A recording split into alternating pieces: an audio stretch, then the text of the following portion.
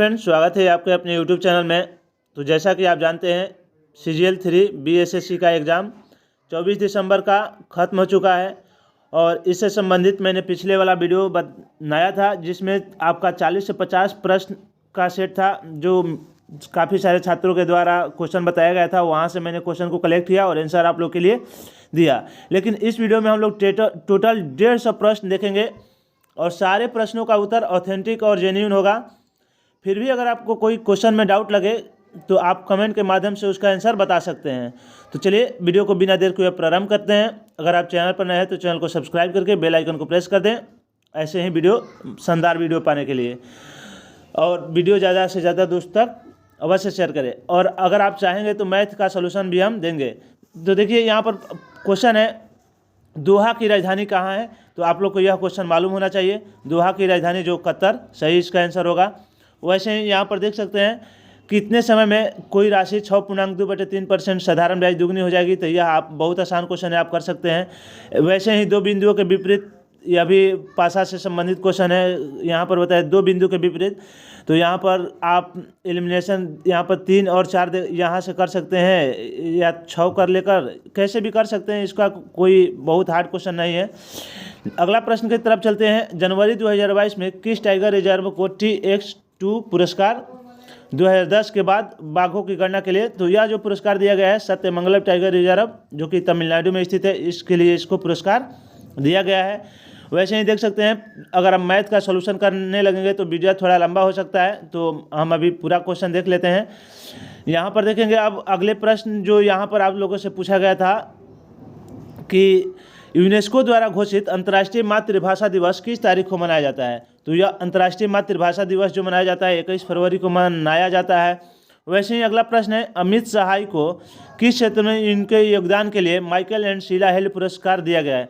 तो आप लोग को मालूम होना चाहिए कि माइकल एंड हेल्ड शीला पुरस्कार यह कंप्यूटर विज्ञान के क्षेत्र में दिया जाता है। तो अमित सहाय को यह पुरस्कार जो कंप्यूटर विज्ञान के क्षेत्र में दिया गया है। अगला प्रश्न है, निम्नलिखित में से कौन सा राष्ट्रीय स्वास्थ्य प्रोफाइल यानी NHP को समय पर प्रकाशित करता है? तो यह जो आपका करता है केंद्रीय स्वास्थ्य खुफिया ब्यूरो के द्वारा किया जाता है। तो इस क्वेश्चन का सही आंसर हो जाएगा ऑप्शन नंबर A सही आंसर होगा। अगले प्रश्न की तरफ चलते हैं। अगला प्रश्न है, महारानी एलिजाबेथ द्वितीय जिनका हाल ही में निधन हुआ है कितने वर्षों तक शासन किया था? तो यह महारानी एलिजाबेथ जो द्वितीय शासन की थी 70 वर्षों तक शासन की थी। तो इसका ऑप्शन C सही आंसर हो जाएगा।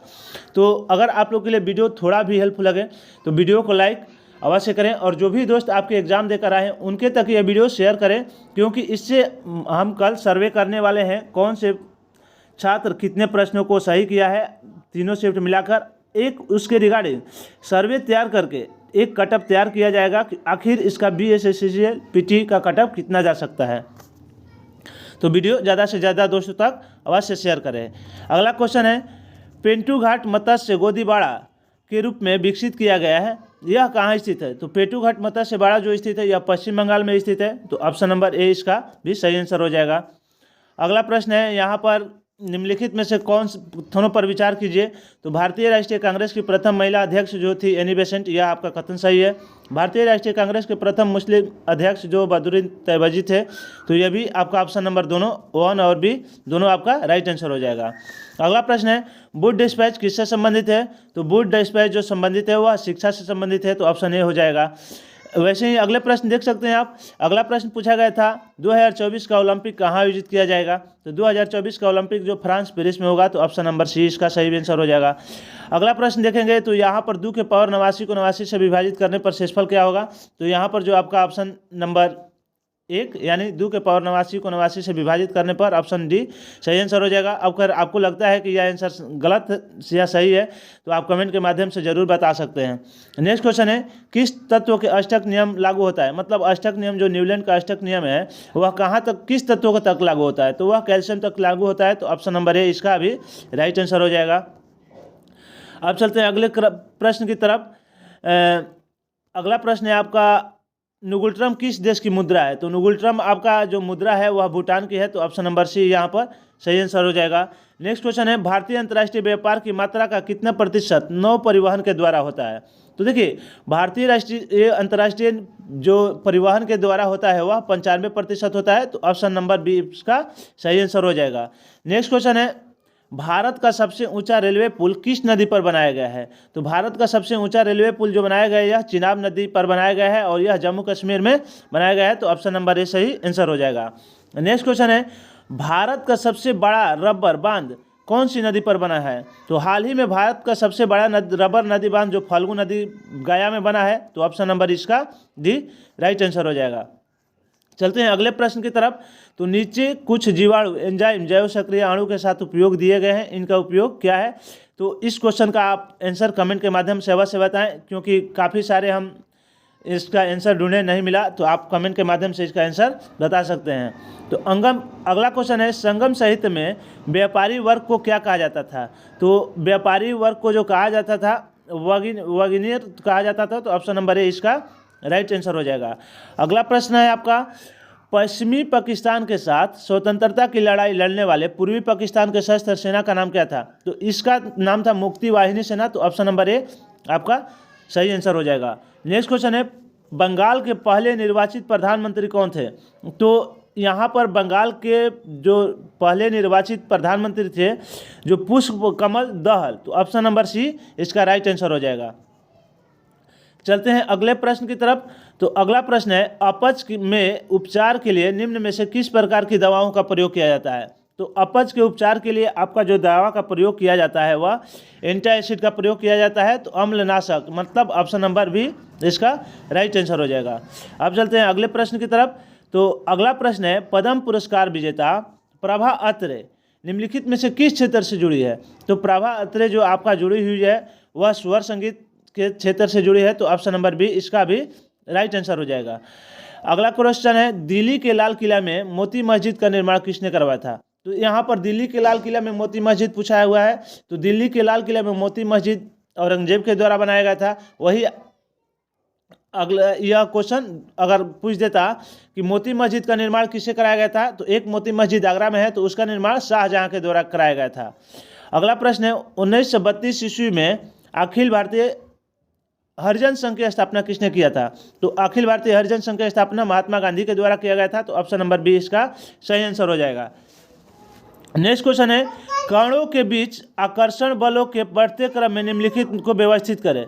तो यहाँ पर दूध, शर्करा और हाइड्रोजन। तो सबसे पहले यहाँ पर हाइड्रोजन होगा, उसके बाद शर्करा होगा, उसके बाद दूध होगा। तो देख सकते हैं कौन सा है, हाइड्रोजन, शर्करा और दूध। तो ऑप्शन नंबर बी इसका सही आंसर हो जाएगा। नेक्स्ट क्वेश्चन है आपका, भारत सरकार के किस कार्यक्रम का उद्देश्य चिन्हित क्षेत्रों में समग्र दृष्टिकोण को अपनाते हुए प्रौद्योगिकी को विकसित करना और एकीकृत करना है? देखिए, यह प्रौद्योगिकी विकास कार्यक्रम लॉन्च किया गया था यह चिन्हित करने के लिए। तो ऑप्शन नंबर डी इसका भी सही आंसर हो जाएगा। नेक्स्ट क्वेश्चन है यहाँ पर आपका कि सही विकल्प को चुनिए। तो इस क्वेश्चन का आप कमेंट के माध्यम से आंसर दे सकते हैं।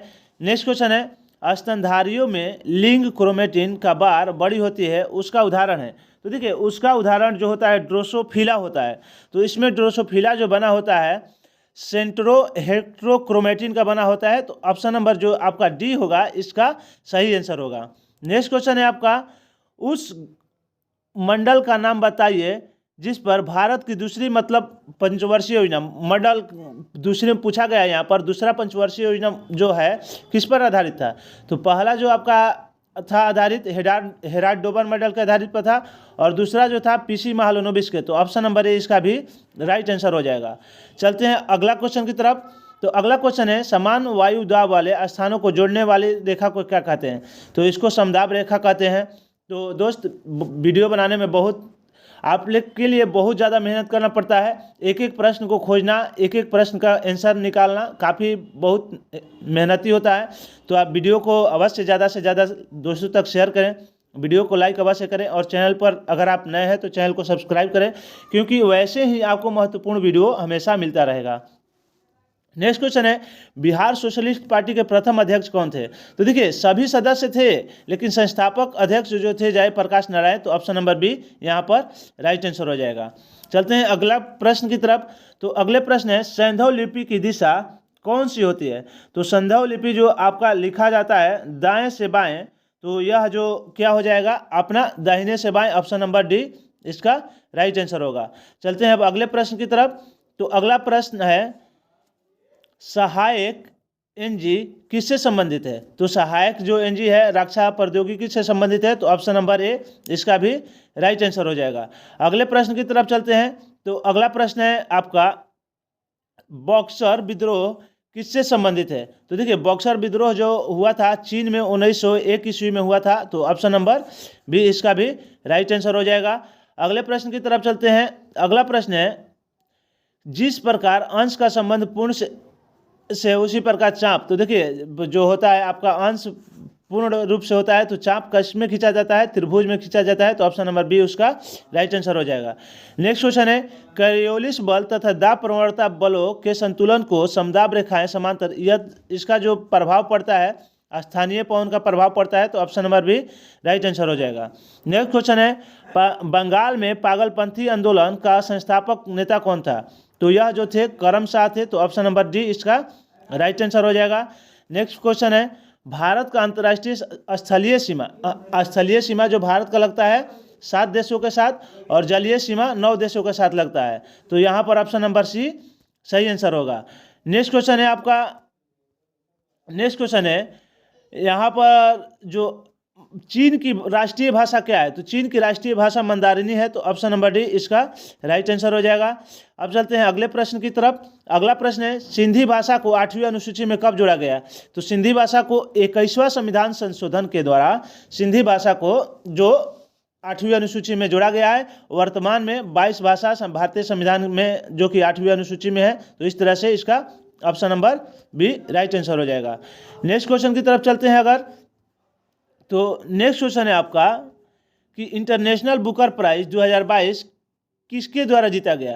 तो देखिए, इंटरनेशनल बुकर प्राइज जो 2022 जीते हैं डगलस स्टुअर्ट जो जीते हैं, तो ऑप्शन नंबर यहाँ पर सी राइट आंसर हो जाएगा। नेक्स्ट क्वेश्चन है, उत्तरी गोलार्ध में प्रति चक्रवात में पवन के संचरण की दिशा क्या मतलब होती है? तो उत्तरी गोलार्ध में जो होता है आपका सुई के विपरीत की दिशा में होता है, तो यहाँ पर जो होगा तो देख सकते हैं थोड़ा सा, हाँ देखिए ऑप्शन नंबर ए घड़ी की सुई के विपरीत दिशा। और वही दक्षिणी गोलार्ध में अगर आपसे पूछे तो दक्षिणी गोलार्ध में जो होता है सुई के दिशा में होता है, तो यहाँ पर ऑप्शन नंबर ए आपका राइट आंसर हो जाएगा। नेक्स्ट क्वेश्चन है आपका, निम्नलिखित में से बिहार का कौन सा जिला फलों का सबसे बड़ा उत्पादक है? तो देखिए, बिहार में सबसे ज़्यादा जो फल का उत्पादन करता है मुजफ्फरपुर करता है, तो ऑप्शन नंबर डी इसका राइट आंसर हो जाएगा। तो इस तरह से देख सकते हैं दोस्तों, मैंने सारे आपको लिए 150 प्रश्नों का हल, तो यहाँ से अगर आप आंसर मिला के आप अपना कमेंट अवश्य करें कि आपका कितना सही हो रहा है और कितना गलत हो रहा है, तो इस तरह से कटअप बनाने में काफ़ी मदद मिलेगा। तो चलिए ऐसे ही महत्वपूर्ण वीडियो के साथ मिलेंगे नेक्स्ट वीडियो में, तब तक के लिए धन्यवाद। वीडियो को ज़्यादा लाइक एंड चैनल को सब्सक्राइब अवश्य करें।